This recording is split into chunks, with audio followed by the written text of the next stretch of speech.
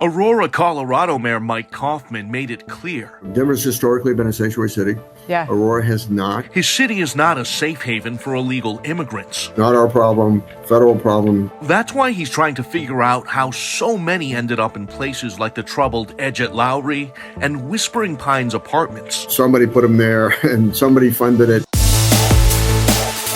Critics say these buildings have turned into human dumping grounds and magnets for crime, attracting ruthless Venezuelan gang members and quickly becoming a blight on the community. The other night I sat out here, I counted 31 gunshots in 25 minutes. In this joint investigation with Frontline's Turning Point USA and Manhattan Institute's Logos Initiative, we're just scared. We don't even want to go to Target. We don't want to go to big functions. Our team spoke exclusively to a former employee of CBZ Management, the company responsible for maintaining these properties. It seems that the only people that were getting help were Venezuelan immigrants. This whistleblower wants to remain anonymous since he's concerned about retaliation, so we're not showing his face and calling him Steve. A lot of tenants actually would bring in other people into the unit, and it'd be 8 people in a unit.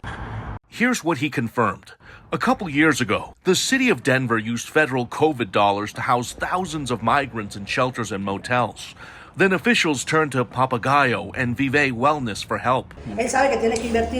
Documents show these local nonprofits were awarded nearly $19 million in taxpayer funds, housed more than 8,000 migrants in the Denver metro area, and locked in approximately 2,000 leases. And they basically came to many different properties and they were like, hey, look, we have a lot of unhoused tenants that are in shelters right now, and we're going to cover their month, their deposit. Yoli and I have been working one-on-one since day one. That's Papagayo CEO Marilena Suarez. It's a beautiful letter when it says you have been approved. And Vive's leader, Yoli Casas, touting their accomplishments. Your dollars were able to provide beyond houses. Problem is, they never asked the city of Aurora if they could come in. And so that's how we did it. Steve also says the women assured property managers the migrants had stable jobs and incomes, but many situations turned into evictions because the tenants could not pay for their units.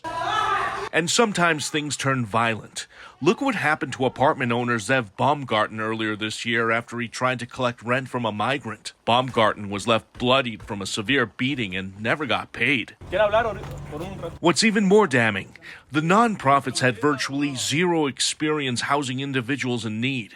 There was no transparency in how the funds were spent, and a public records request suggests officials did not have oversight of these agencies. Folks that came here looking for the American dream will find it. We reached out to Denver Mayor Mike Johnston, Suarez, and Casas to find out how the best of intentions turned into this utter disaster. But no one got back to us. A lot of people were living in mold, water, situations that are unhousable. Baumgarten is also being blamed for allowing hundreds of migrants into his apartments. But it got to a point where people weren't paying rent and he wasn't willing to fix it.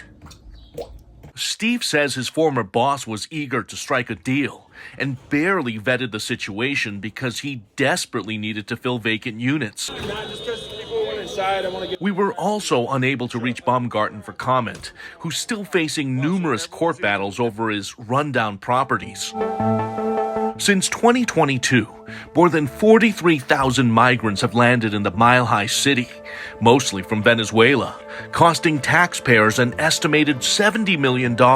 As Aurora struggles to deal with the fallout, officials in the town of Castle Rock are preparing to defend their community from a potential migrant invasion, saying they will collaborate with other municipalities that want to sue Denver so their community avoids a similar fate.